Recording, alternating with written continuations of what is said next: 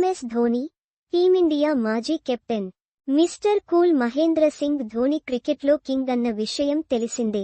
క్రికెట్తో ధోని బాగానే సంపాదించారు. అయితే ఆయన క్రికెట్తో పాటు ఎక్కువ బ్రాండ్లకు ప్రచారకర్తగా కూడా వ్యవహరిస్తున్నారు.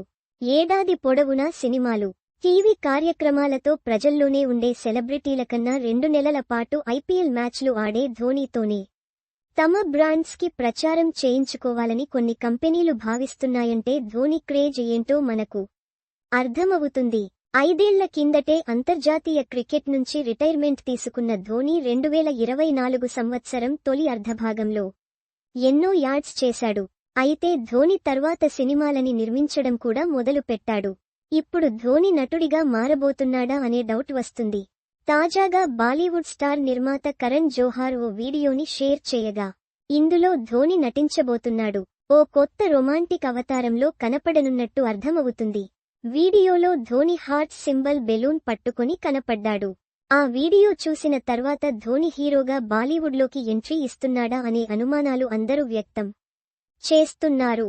ఇక కరణ్ జోహార్ ఈ వీడియో షేర్ చేయడంతో కరణ్ జోహార్ ధోనిని పరిచయం చేయనున్నాడా అనే అనుమానాలు కొందరిలో కలుగుతున్నాయి. అయితే ఈ వీడియోకి గల్ఫ్ ఆయిల్ కంపెనీని ట్యాగ్ చేయడంతో ఈ వీడియో ఒక యాడ్ కోసం ఏమో ఆ యాడ్ని కరణ్ జోహార్ డైరెక్ట్ చేశాడేమో అని కొందరు కామెంట్ చేస్తున్నారు. మొత్తానికి ధోనికి సంబంధించి వీడియో ఇప్పుడు నెట్టింట హాట్ టాపిక్ గా మారింది. ఈ స్పెషల్ వీడియో ధోని యాడ్ కోసమా, బాలీవుడ్ ఎంట్రీ కోసమా అని తెగ ముచ్చటిస్తున్నారు. కాగా ధోని ఇప్పుడు సిఎస్కేకి కెప్టెన్గా వ్యవహరిస్తున్నాడు.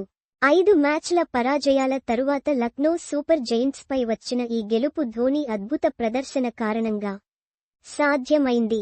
ధోని కేవలం 11 బంతుల్లో 26 పరుగులు చేసి మ్యాచ్ను చక్కదిద్దాడు.